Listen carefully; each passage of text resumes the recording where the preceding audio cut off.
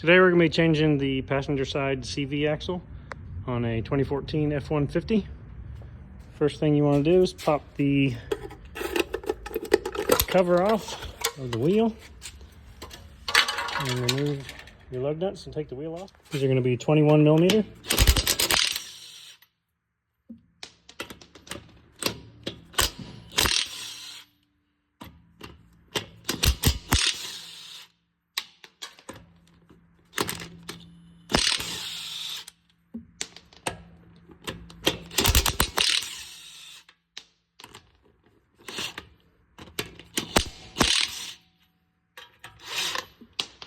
I can already see the wheels loose on that one, but if it's stuck on the hub, you can leave one of these lug nuts just barely on and then tap around it with a rubber mallet or kick it with your foot or something to knock it loose.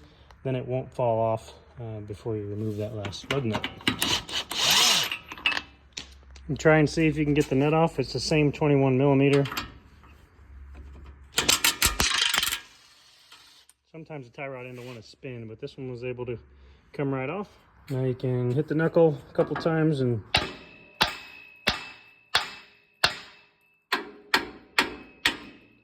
break that free. You can move that tie rod end up out of the way with a small bungee strap.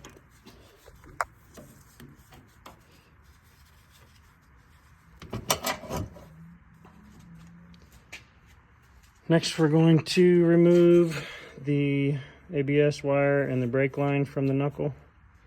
It's like one's a 10 and one's an 8.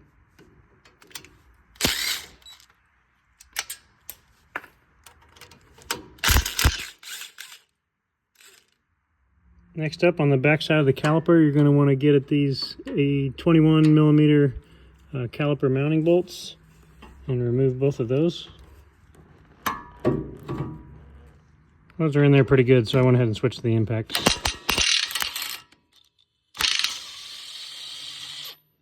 Once you get those out, then you can just hang your caliper up right there on the frame with a hanger.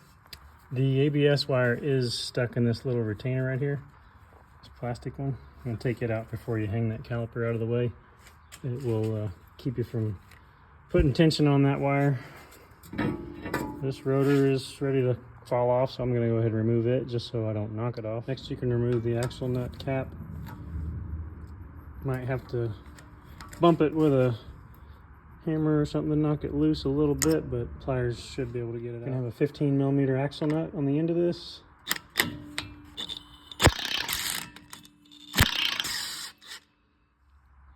This axle should be free.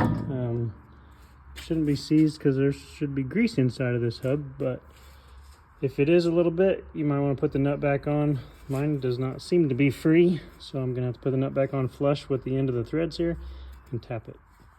And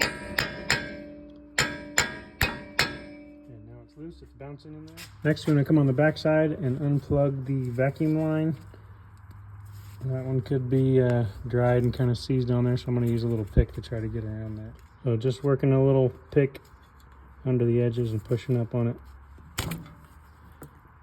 Pull that off. And to avoid damaging the ABS sensor, you can follow the wires up and remove the trim clips that are holding it to the frame.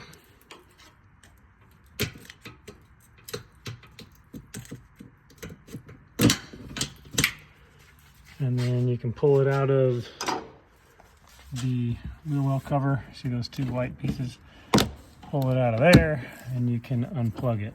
So flip up that red locking tab and then unplug it. Mine seems to be pretty well seized in there, so I'm not going to pry on it. I'm afraid to break it, but the excess slack that we gained here should be enough. Next, you want to take the 21 millimeter nut off the upper ball joint.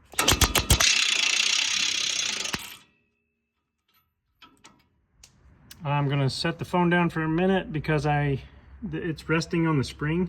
I don't really want to pound on it while it's on the spring, so I'm going to use a pry bar to hold the control arm like this underneath the frame. Hold the control arm up while I tap that to get it to release, so I won't get this part on camera.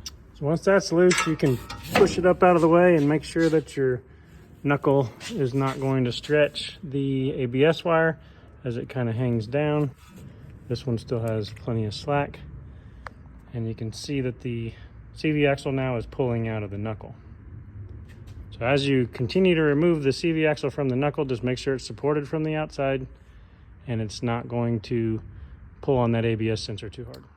Some processes show you removing the hub, but I did not. I just lowered the control arm again on this jack so that I could put the knuckle far enough forward in order to pull that out. Next step, you want to stick a little pry bar back here by this axle and pop that loose, and then you'll slide that one out. Careful, there is a seal there. You don't want to put any pressure on the seal itself. On the end of that shaft there, towards the seal, there is an O-ring, so you want to make sure that you have a good O-ring there, and I'm going to reapply some grease around it just to make sure there's a seal. And then you can lift this CV axle up and out of this, up and out of this area right here. Kind of hard to do with one hand, but this is the area that it can fit out. Gonna want to grease the new axle along the shaft, along the splines, along the seal surface, and rub all that in. Get a good thin layer around all those surfaces, and then we're going to pull the axle back and start inserting it into the hub while we lift up in this direction on the knuckle to get it lined up.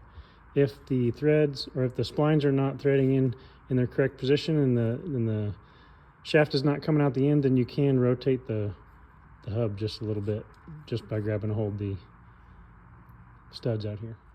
Once you see it come through the end, go ahead and thread your nut on there just to make sure it holds in position, and you can tell that it's seated. You can return your vacuum line while you're right there.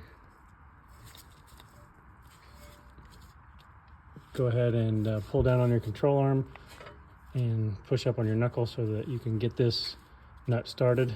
Go ahead and run this one down tight. I had to hold down on the control arm in order to keep it from spinning while I put the impact on there and tighten it up. Work this to 85 foot-pounds. I'm gonna have to use both hands because I gotta hold this still, or I can go ahead and throw the tie rod in back in there and try to hold it still with that. All right, I just threw the tie rod in there to hold it still and then went ahead and torqued it down to 85. Next, we can torque down the 15 millimeter nut here. It's 240 inch-pounds or 20 foot-pounds. Don't want to over tighten that. Next, you want to put your cap back. Someone dented this one, I'm guessing, to get it out once. So I'm going to go ahead and put some silicone around the edge of it before I tap it back in here, just to make sure that this is watertight. That's the whole purpose of this cap, is to keep moisture from getting in here to that bearing and into the threads of the axle. Just a small bead around there. A bunch of it's going to squish out when I press this in. That's okay. It just means that we got a good seal. Go ahead and tighten down your tie rod end. We have to hold down on the tie rod end, so I gotta set this one's also 85 foot-pounds.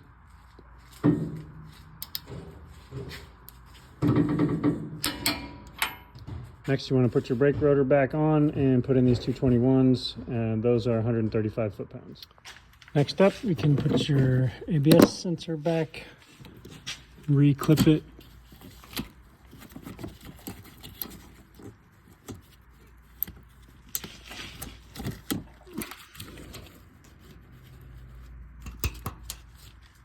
And then put your 8 millimeter, flip that around, your 8 millimeter and your 10 millimeter back in these brackets. And clip your wire back into the brake line retainer there. Tighten these down with a socket.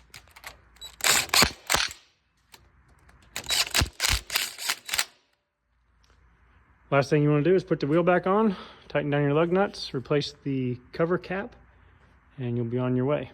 The driver's side is the same exact process. It's just a different part. There's a little bit different axle connection here to the differential. But it's the exact same process. So if you like today's video, please subscribe to the channel.